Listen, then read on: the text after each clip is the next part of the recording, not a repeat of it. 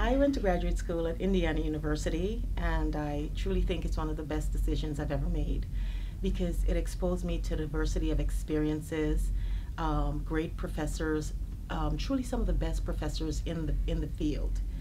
And so now when I go out into the world, I always feel confident that I know what I know and I can do what I say I can do.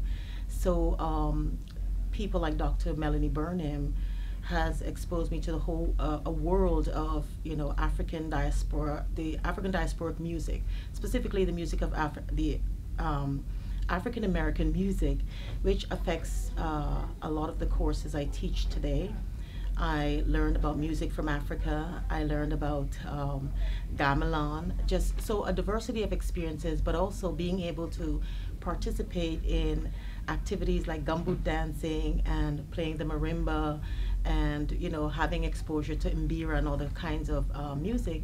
So the diversity of experience is what I think made Indiana University one of the greatest places to be and to study ethnomusicology. My dissertation research focused on kwekwe, which is an African Guyanese pre-wedding ritual. And I looked at the way the kwekwe ritual allowed African Guyanese to assert or to negotiate identity. But one of the main things that I looked at was this concept of rediasporization, which I explored and which I'm currently exploring in a new book, in my book that's coming up. And so basically looking at how this ritual, this pre-wedding ritual or a ritual system that includes music and dance and food and other types of expression is now allowing African Guyanese in New York City to reconstruct themselves as a group or to create a new diaspora out of an existing one. That's the concept of rediasporization. So that's one project I've worked on. I've also I've done a short-term research project on Emancipation Day in Guyana, South America, and how this Emancipation Day is being influenced by African movies and things like that, and how that is facilitating a renaissance, like an African renaissance in the country of Guyana. And that brings me to another project. Well, actually, to back up a bit, the Emancipation Day project is I've collected data for that project, which will lead to a documentary that I'm currently working on. And I'm also presenting at this conference and working on a future book on the role of the African movie industry in Guyana, specifically Nollywood or Nigerian-made movies and Gallywood, Ghanaian-made movies, and how they're affecting how African Guyanese dress and how they talk and how they make music. And so those are some of the projects I've worked on, but in my work in South Carolina, I'm also engaged with the Gullah Geechee community.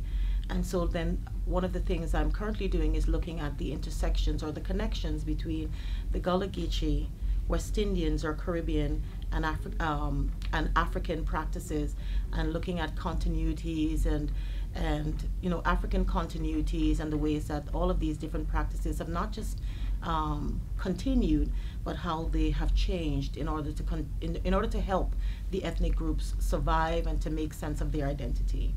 Highlights of my career, I think being able to work with my colleagues at Coastal Carolina University to create the institute, the Charles Joyner Institute for Gullah and African Diaspora Studies. That was one of the highlights of my career.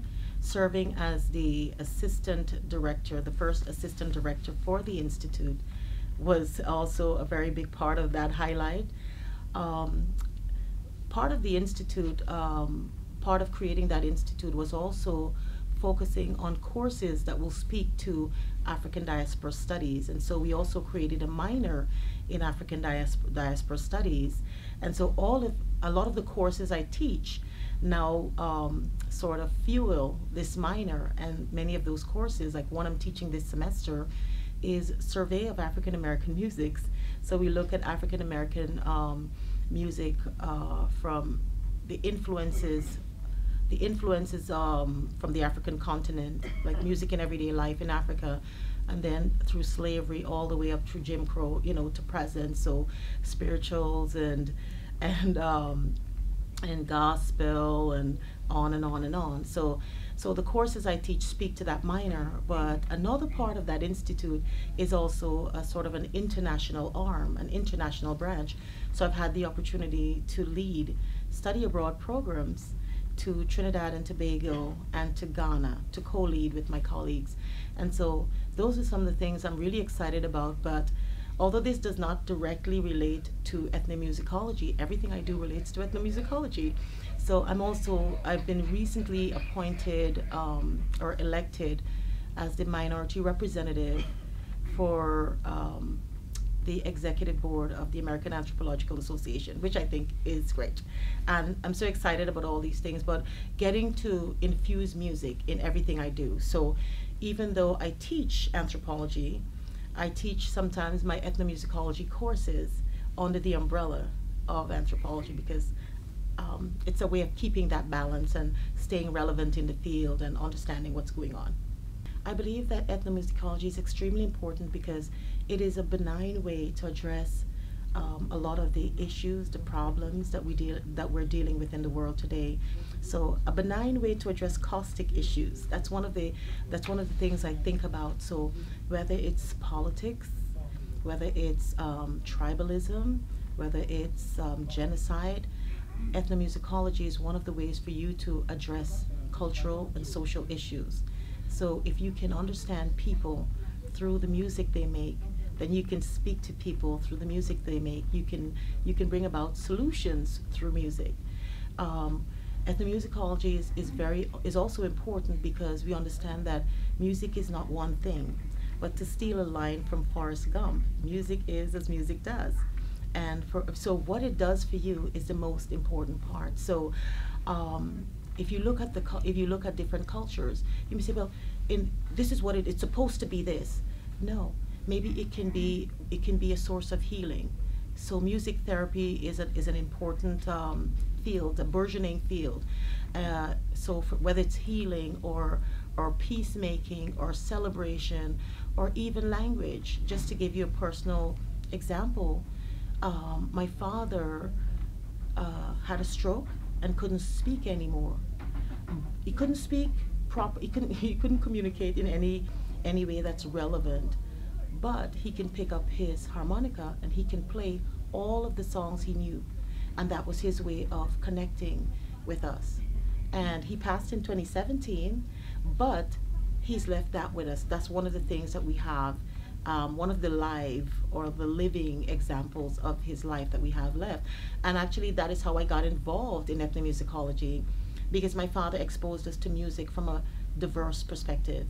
When I grew up, I listened to Jim Reeves, I listened to Joseph Niles, he's Caribbean, Bob Marley, I listened to Sam Cooke, I listened to Elvis Presley. I grew up listening to everything and classical music. So I knew that music had power beyond the page.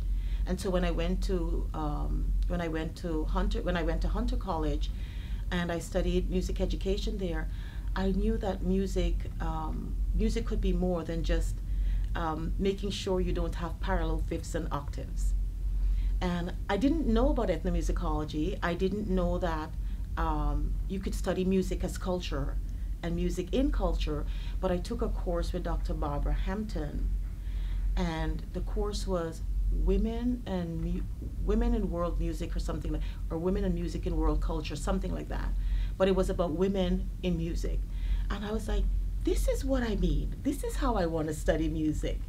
You know, and so when I think of music, I think of the barriers it can break. I think of the healing it can bring. I think of the communication that sometimes words are incapable of doing. And so that's why I got into music. That's ethnomusicology. That's why I think that ethnomusicology continues to be important.